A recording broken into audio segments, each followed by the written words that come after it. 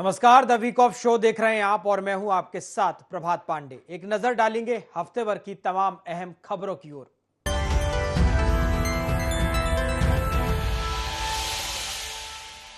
तो देखिए, देश के उपराष्ट्रपति जगदीप धनखड़ मध्य प्रदेश सरकार के कृषि उद्योग समागम में हिस्सा लेने नरसिंहपुर पहुंचे, जहां उन्होंने कृषि समागम मेले का उद्घाटन दीप प्रज्वलन और कन्या पूजन करके किया। इस दौरान उनकी पत्नी सुदेश धनखड़, मध्य प्रदेश के राज्यपाल मंगूभाई पटेल और मुख्यमंत्री डॉक्टर मोहन यादव मौजूद रहे। उपराष्ट्रपति जगदीप धनखड़ ने सीएम डॉक्टर मोहन यादव की कार्यशैली की खुलकर प्रशंसा की। उन्होंने कहा कि कृषि और उद्योग का समन्वय एक बड़ी सोच का परिणाम है और इस पहल के लिए मुख्यमंत्री साधुवाद के पात्र हैं और सीएम डॉक्टर मोहन यादव के नेतृत्व में मध्य प्रदेश विकास की सबसे बड़ी छलांग लगाएगा। देखिए ये खास रिपोर्ट। खेती को लाभ का धंधा बनाने के लिए मध्य प्रदेश की डॉक्टर मोहन यादव सरकार नित्य नए प्रयास कर रही है। इसी कड़ी में अब खेती को उद्योगों से जोड़ा जा रहा है और इसी के लिए नरसिंहपुर में 3 दिवसीय कृषि उद्योग समागम का आयोजन किया गया है, जिसका शुभारंभ उपराष्ट्रपति जगदीप धनखड़ ने किया। इस दौरान राज्यपाल मंगूभाई पटेल और मुख्यमंत्री डॉक्टर मोहन यादव भी मौजूद रहे। इस कार्यक्रम के दौरान उपराष्ट्रपति ने सीएम डॉक्टर मोहन यादव की कार्यशैली की खुलकर प्रशंसा की। उन्होंने कहा कि कृषि और उद्योग का समन्वय एक बड़ी सोच का परिणाम है और इस पहल के लिए मुख्यमंत्री साधुवाद के पात्र हैं और सीएम डॉक्टर मोहन यादव के नेतृत्व में मध्य प्रदेश विकास की सबसे बड़ी छलांग लगाएगा। देश का हर राज्य इसका अनुकरण करेगा। इस कार्यक्रम का टारगेट एमपी के कृषि क्षेत्र को उद्योग, नए विचारों और निवेश से जोड़ना है, जिसमें एडवांस कृषि गैजेट, ड्रोन, पॉली हाउस जैसी नवीन तकनीकों और नवाचारों को शामिल किया जा रहा है। नरसिंहपुर में कृषि उद्योग समागम मेले का शुभारंभ उपराष्ट्रपति जगदीप धनखड़ ने किया उद्घाटन। सीएम डॉक्टर मोहन यादव की तारीफ की। सीएम डॉक्टर मोहन यादव प्रभावशाली व्यक्तित्व के धनी हैं, गांव और किसानों की चिंता करते हैं। सरकार किसान सब्सिडी के माध्यम से देगी कृषि यंत्र। नरसिंहपुर में 102 हेक्टेयर में बनेगा कृषि फूड पार्क। 1300 करोड़ रुपए का आएगा निवेश। 115 करोड़ के कार्यों का लोकार्पण, भूमि पूजन।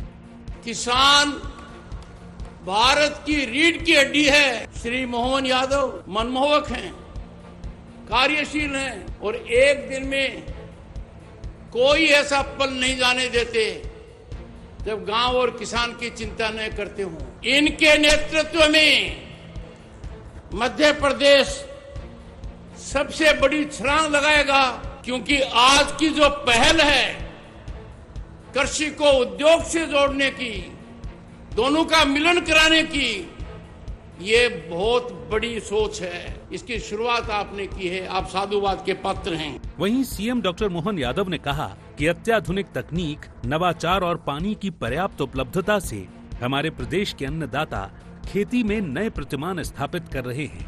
हमारी सरकार का संकल्प है कि कृषि उत्पादों को वैश्विक बाजार मिले और किसान की आय बढ़े। साथ ही कृषि की जरूरत के अनुसार प्रदेश में उद्योगों का विस्तार हो। हमने कहा कि जब हमारे उद्योग धंधे के लिए अलग प्रकार से देश में लगभग 30 लाख करोड़ का निवेश मध्य प्रदेश को मिला है, 22 लाख के आसपास लोगों को रोजगार मिलेगा, लेकिन सच्चे अर्थों में खेती किसानी की और समृद्धि होना चाहिए, किसानों की जिंदगी और बढ़िया होना चाहिए। खेतों में फसल लगाए तो उनका उत्पादन और बढ़ना चाहिए। एक एक फसल का दाम और एक एक फसल की क्वालिटी बेहतर से बेहतर हो जाए, सरकार इसलिए लगातार अभियान चला रही है। उधर विपक्ष सरकार के इन प्रयासों को धरातल पर फेल बता रहा है। कांग्रेस का आरोप है कि बीजेपी इन इवेंट्स में लाखों करोड़ों रुपए खर्च करती है, देश के बड़े बड़े उद्योगपतियों को बुलाती है, लेकिन धरातल पर कुछ नहीं दिखता। खेती फायदे का धंधा बनने के बजाय घाटे का सौदा बनती जा रही है। कृषि के नाम पर बड़े बड़े प्रोग्राम जरूर होते हैं, वीवीआईपी आते हैं प्रदेश में और लाखों करोड़ों रुपए कार्यक्रमों के नाम पर खर्च होता है। ना तो किसान की आय दुगनी हो पाई है आज तक, मुनाफा तो छोड़िए, घर की पूंजी भी नहीं निकाल पा रहा है। तो कृषि नुकसान का सौदा मध्य प्रदेश में ऐसा लग रहा है बनता चला जा रहा है। इस आयोजन के माध्यम से डॉक्टर मोहन सरकार ने कई योजनाओं और सौगातों का ऐलान किया, जो कृषि क्षेत्र को नई दिशा देने का संकल्प है।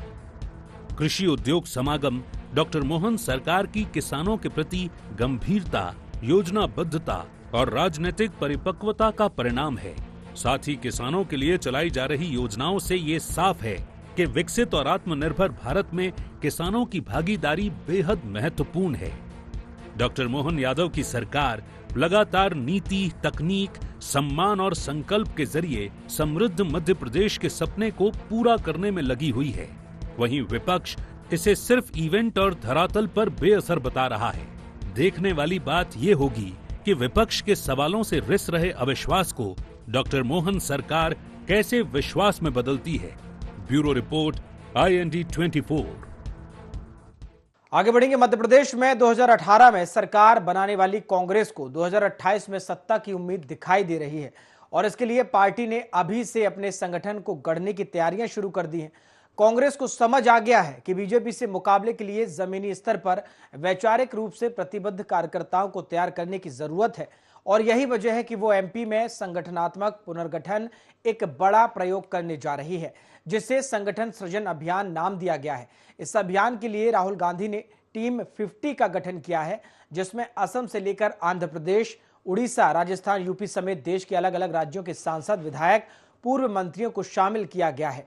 मध्य प्रदेश में संगठन सृजन अभियान की लॉन्चिंग राहुल गांधी 5 जून को कर सकते हैं। देखिए ये खास रिपोर्ट। मध्य प्रदेश में 2018 में सरकार बनाने वाली कांग्रेस को 2028 में सत्ता की उम्मीद दिखाई दे रही है और इसके लिए पार्टी ने अभी से अपने संगठन को गढ़ने की तैयारी शुरू कर दी है। कांग्रेस को समझ आ गया है कि बीजेपी से मुकाबले के लिए जमीनी स्तर पर वैचारिक रूप से प्रतिबद्ध कार्यकर्ताओं को तैयार करने की जरूरत है और यही वजह है कि वो MP में संगठनात्मक पुनर्गठन का एक बड़ा प्रयोग करने जा रही है, जिसे संगठन सृजन अभियान नाम दिया गया है। इस अभियान के लिए राहुल गांधी ने टीम 50 का गठन किया है, जिसमें असम से लेकर आंध्र प्रदेश, उड़ीसा, राजस्थान, यूपी समेत देश के अलग अलग राज्यों के सांसद, विधायक, पूर्व मंत्रियों को शामिल किया गया है। मध्य प्रदेश में संगठन सृजन अभियान की लॉन्चिंग राहुल गांधी 5 जून को कर सकते हैं। मध्य प्रदेश में 50 ऑब्जर्वर्स नियुक्त किए गए। इनके साथ 4 सह पर्यवेक्षक होंगे नियुक्त। हर जिले में जाएगी 5 लोगों की टीम। कांग्रेस के संगठन का एक्सरे करेगी टीम। बीजेपी को फायदा पहुंचाने वाले कांग्रेसी होंगे चिन्हित। कांग्रेस से जुड़े पुराने कांग्रेसियों की लिस्ट होगी तैयार। जिला अध्यक्षों के लिए खोजेंगे नाम। AICC को भेजी जाएगी पूरी रिपोर्ट। कांग्रेस पार्टी ने संगठनात्मक दृष्टिकोण से एक संगठन सृजन अभियान प्रारंभ किया है। जब संगठन को अधिक मजबूती देनी होती है तो एक इन्वर्टेड पिरामिड अप्रोच होती है। जिला अध्यक्षों को अधिकार संपन्न किया जा रहा है। वो अधिकार संपन्न बने, लेकिन उसके पहले जरूरी है कि उनका चुनाव ठीक हो। उन लोगों की चयन प्रक्रिया का एक हिस्सा है कि हमने ऑब्जर्वर्स अपॉइंट किए हैं। इससे संगठन को मजबूती मिलेगी, राहुल गांधी जी की विचारधारा को मजबूती मिलेगी। वहीं बीजेपी का कहना है कि मध्य प्रदेश में कांग्रेस कंफ्यूजन में है, क्राइसिस में है और कोलैप्स हो चुकी है। ऐसे में उनका यह अभियान भी धरातल पर उतरने वाला नहीं है। देखिए, मध्य प्रदेश की कांग्रेस जीरो ग्राउंड पर लैंड हो चुकी है। अब वो कोई सा पायलट प्रोजेक्ट ले आए, चाहे स्वयं राहुल गांधी जी आ जाए, अब वो टेक ऑफ हो नहीं सकती। मध्य प्रदेश की कांग्रेस कंफ्यूजन में है, क्राइसिस में और कोलैप्स हो चुकी है। बहरहाल अहमदाबाद अधिवेशन के बाद कांग्रेस ने गुजरात में संगठन सृजन अभियान की शुरुआत की थी। इस अभियान के तहत हर जिले में एक ऑब्जर्वर भेजकर संगठन की रिपोर्ट तैयार कराई गई है। मध्य प्रदेश अब दूसरा राज्य है जहां यह अभियान शुरू होने जा रहा है। लेकिन देखने वाली बात यह होगी कि इस अभियान का ग्रास रूट लेवल पर कितना असर होता है और कांग्रेस कैडर वोटर तैयार करने में कितनी सफल हो पाती है। Bureau report, IND 24। देश के किसानों को खरीफ फसल का सीजन शुरू होने से पहले MSP बढ़ने की सौगात मिली है। एक और छत्तीसगढ़ के किसान MSP बढ़ने से खुश हैं, तो वहीं दूसरी तरफ प्रदेश में खाद और DAP की कमी ने चिंता बढ़ाई है। इसलिए अब छत्तीसगढ़ का सियासी केंद्र किसान और धान पर टिका हुआ है। एक बार फिर किसान और धान की सियासत तीखी नोकझोंक में तब्दील हो रही है। देखिए ये खास रिपोर्ट। छत्तीसगढ़ में MSP पर सियासत का गरमाना आम बात नहीं है, क्योंकि धान का कटोरा छत्तीसगढ़ में हर बार किसान के मुद्दे पर राजनीति होती आई है, जो एक बार फिर से तेज हो गई है। केंद्र सरकार ने खरीफ सीजन से पहले MSP बढ़ा दी है। किसानों की आय बढ़ाने पर राज्य सरकार ने केंद्र को धन्यवाद दिया। साथ ही ये जानकारी भी दी कि छत्तीसगढ़ में किसानों से 3100 रुपए प्रति क्विंटल की दर से धान खरीदी होती रहेगी। वहीं इस मामले में कांग्रेस की प्रतिक्रिया भी सामने आई है। कांग्रेस का कहना है कि सरकार किसानों का हक मार रही है। मैं धन्यवाद देता हूं माननीय प्रधानमंत्री जी को कि छत्तीसगढ़ धान का कटोरा है। धान का एमएसपी में जो मोटा अनाज है उसमें 70 रुपए बढ़ाया गया और पतले में भी 70 बढ़ाया गया है। ये 2370 और 2390 रुपए कर दिया गया है और निश्चित रूप से ये हम सबों के लिए माननीय प्रधानमंत्री जी की ओर से दिया हुआ तोहफा। 3100 रुपए कुंटल हमने किसानों को कहा और 2 साल से बराबर दे रहे हैं, आगे भी 3100 रुपए के दाम से देते रहेंगे। राज्य सरकार को जो 3100 रुपया प्रति कुंटल धान का कीमत दे रही थी उसमें 69 रुपया और जुड़ना चाहिए, 3169 रुपये जोड़ करके देना चाहिए और अगर नहीं देती है तो किसानों के साथ ये धोखा होगा। एक तरह से किसानों का हक मारने वाली बात है। छत्तीसगढ़ में राजनीति का केंद्र सिर्फ एमएसपी ही नहीं है, बल्कि यहाँ खाद और डीएपी में कमी को लेकर बहस तेज है। दरअसल रूस और यूक्रेन के बीच युद्ध की वजह से देश में खाद की आवक पर असर पड़ा है। भारत में डीएपी की आपूर्ति सबसे अधिक रूस, जॉर्डन और इजराइल से होती है। रूस और यूक्रेन के युद्ध से आयात पर व्यापक असर पड़ रहा है। यही वजह है कि छत्तीसगढ़ समेत कई राज्यों में डीएपी और खाद की भारी कमी आई है। इसे लेकर कृषि मंत्री ने पहले भी स्पष्ट किया है कि खाद और डीएपी की कमी छत्तीसगढ़ में आएगी। लेकिन दूसरी तरफ कैबिनेट मंत्री श्याम बिहारी जायसवाल कह रहे हैं कि जिन जिलों में उनका दौरा हुआ वहां खाद और डीएपी की कमी नहीं है। कांग्रेस ने इस मामले पर तंज कसते हुए कहा है कि सरकार कहती है कि वह किसान हितैषी है, लेकिन उसका संवेदनशील न होना दुर्भाग्य है। छत्तीसगढ़ में खाद की कोई कमी नहीं है। कल भी मैं गया था एक जिला में, अपने प्रभार जिला बलौदा बाजार भाटापारा में, कल भी जानकारी लिया। अपने गृह जिला मनेंद्रगढ़, कोरिया, गौरेला, पेंड्रा, प्रभार जिला, जिन जिन जिलों में मैंने भ्रमण किया है, कोरबा, कहीं भी कोई खाद की कमी नहीं है। किसानों के लिए पर्याप्त मात्रा में खाद है। छत्तीसगढ़ प्रदेश में किसानों के मामले में सरकार उतना गंभीर नहीं है। मानसून से पहले किसानों को जो रासायनिक खाद की आवश्यकता है, यूरिया है, पोटास है, डीएपी है, वितरण सुनिश्चित कराते। लेकिन एक तरह से तो सरकार बोलती है हम किसान हितैषी हैं और दूसरी तरफ किसानों के मामले में ये संवेदनशील नहीं रहना, ये बहुत दुखद बात है। छत्तीसगढ़ में किसानों को एमएसपी की सौगात मिली, पर खाद डीएपी की कमी ने चिंता भी बढ़ा दी और ऐसा होने से खरीफ सीजन की फसल की पैदावार पर असर पड़ सकता है। हालांकि बढ़ी एमएसपी से किसानों की आय से उन्हें नुकसान नहीं होगा, लेकिन देखने वाली बात यह होगी कि एमएसपी समेत खाद और डीएपी की कमी पर गरमाया मुद्दा सियासत में कितना भारी पड़ता है। Bureau report, IND 24। छत्तीसगढ़ में कांग्रेस संविधान बचाओ रैली के जरिए बीजेपी सरकार पर लगातार हमलावर है। बालोद में हुई रैली में पूर्व मुख्यमंत्री भूपेश बघेल ने बीजेपी को आड़े हाथों लिया और इसी दौरान भूपेश बघेल ने कुछ ऐसा कह दिया जिससे छत्तीसगढ़ के सियासी गलियारों में एक बार फिर से घमासान मच गया है। देखिए ये रिपोर्ट। निर्वाचन आयोग की जिम्मेदारी निष्पक्ष चुनाव करवाने के आज वो निर्वाचन आयोग भारतीय जनता पार्टी के नेता मन के बंधुआ मजदूर बन के आज ईवीएम में जब तक वोटर नहीं है तेकर ज्यादा वोट पड़ा था, जब तक वोट डाली तेकर से ज्यादा वोट निकला थे। पूर्व मुख्यमंत्री भूपेश बघेल ने देश की निर्वाचन प्रक्रिया पर कई सवाल खड़े करते हुए निर्वाचन आयोग को बीजेपी नेताओं का बंधुआ मजदूर बताया है। लाजमी है कि भूपेश बघेल का ये बयान बीजेपी को रास नहीं आया। इसके बाद छत्तीसगढ़ के कृषि मंत्री और बीजेपी नेता रामविचार नेताम ने भूपेश बघेल के इस बयान पर पलटवार करते हुए कहा कि भूपेश का बयान ऐसा है जैसे खिसियानी बिल्ली खंबा नोचे। कांग्रेस को कहीं भी सफलता नहीं मिल रही है, इसीलिए वह ऐसा कह रहे हैं। वहीं सियासत तेज होती देख कांग्रेस के पूर्व विधायक विकास उपाध्याय भी भूपेश बघेल के समर्थन में उतर आए। उन्होंने महाराष्ट्र चुनाव को याद करते हुए कहा कि लोकसभा चुनाव में वोटर अचानक कम हो जाते हैं और वहीं विधानसभा चुनाव में अचानक बढ़ जाते हैं। अब ऐसे खिसियानी बिल्ली खम्हा नोचे कुछ इसी तरह से बात कर रहे हैं।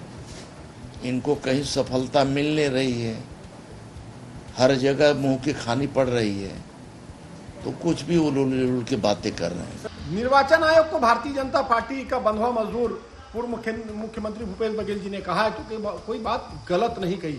ये आश्चर्य की बात नहीं, जिस प्रकार से महाराष्ट्र के अंदर लोकसभा के चुनाव में वोटरों की संख्या कम और विधानसभा के चुनाव में 1.5 करोड़ वोटर बढ़ जाते हैं, अपने आप में भारतीय जनता पार्टी के कठपुतली के रूप पर, उनके मजदूर के रूप में निर्वाचन आयोग काम कर रहा है। आमतौर पर नेताओं के दिए गए बयानों के कई पहलू होते हैं। वहीं विपक्ष के लगातार ईवीएम पर उठाए जा रहे सवालों के बीच देश के सर्वोच्च न्यायालय ने ईवीएम को सुरक्षित और उपयोगकर्ताओं के अनुकूल बताया है। ऐसे में इस तरह के बयानों को राजनीति चमकाने का एक प्रयास भी माना जा सकता है। अब देखना ये होगा कि इस तरह के बयान विपक्ष के लिए कितने कारगर साबित होते हैं। Bureau report, IND 24।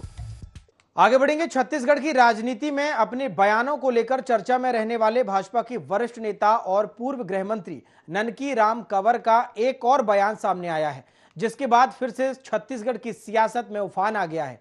दरअसल ननकी राम कंवर ने एक बार फिर अपने बयान से सरकार को घेरा है।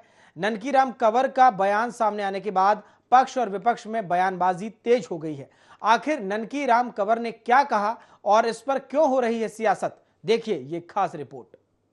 जब मैं गृह मंत्री था उस समय हमने तय कर लिया था इसको खात्मा करेंगे, लेकिन आपको ताजुब हो, केंद्र ने उस समय एक पैसे का मदद नहीं किया, ना फोर्स भेजा जो फोर्स मांगते थे। और ऐसा लगता था कि उस समय केंद्र सरकार जो बैठे लोग थे ना, वही ज्यादा मदद कर रहे थे।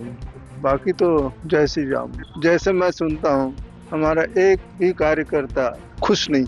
ये छत्तीसगढ़ बीजेपी के वरिष्ठ नेता और पूर्व गृह मंत्री ननकी राम कंवर हैं, जिन्होंने अपनी ही सरकार पर तीखा हमला बोला। ऐसा नहीं है कि ननकी राम कंवर पहली बार ऐसा बयान दे रहे हैं। इससे पहले भी ननकी राम कंवर अपने बयानों और जन समस्याओं को लेकर केंद्र और राज्य सरकार को पत्र लिखकर चर्चा में आते रहे हैं। ननकी राम कंवर ने अपने बयान में कहा कि जब मैं गृह मंत्री था तब नक्सलियों को खत्म करने के लिए फोर्स की मांग केंद्र सरकार से की थी, लेकिन केंद्र सरकार ने उस समय फोर्स नहीं भेजी। वही राज्य सरकार के काम पर कहा कि कामकाज तो ठीक है, सब जय श्री राम है। जो सुनते आया हूं वो यही है कि सरकार से एक भी कार्यकर्ता खुश नहीं है। इस बयान के बाद कांग्रेस को भाजपा पर निशाना साधने का मौका मिल गया। कांग्रेस का कहना है कि ये ननकी राम कंवर का फ्रस्ट्रेशन बोल रहा है। कांग्रेस तो पहले से कहती आई है कि सरकार सभी मोर्चों पर फेल है और आज ननकी राम कंवर भी इसी का प्रमाण दे रहे हैं। भारतीय जनता पार्टी के पूर्व गृह मंत्री ननकी राम कंवर जी का बयान सुना, वरिष्ठ नेता हैं, लेकिन जिस प्रकार की बात उन्होंने कही, मुझको लगता है कहीं ना कहीं फ्रस्ट्रेशन में, कहीं ना कहीं भारतीय जनता पार्टी में उनको मौका नहीं मिल रहा है, सरकार में उनको कुछ सम्मान नहीं दिया गया, इसीलिए इस प्रकार की बातों को लगातार करते रहे। उन्होंने इस बात को कहा कि मैं जब गृह मंत्री था, नक्सलियों के खात्मे को लेकर केंद्र सरकार से हम फोर्स की मांग करते थे, तमाम प्रकार की चीजों की मांग करते थे, लेकिन उस समय हमको सहायता नहीं मिली। भारतीय जनता पार्टी के इतने वरिष्ठ नेता, इतने वरिष्ठ पूर्व मंत्री, पूर्व गृह मंत्री भी रहे हैं, आज वही बात जो हमारी कांग्रेस पार्टी कह रही है लगातार कि सरकार पूरी तरह से फेलवर है, इस बात का पूरी तरह से प्रमाण पत्र सर्टिफाई जो है हमारे पूर्व मंत्री ननकी राम कंवर जी ने खुद दे दिया है।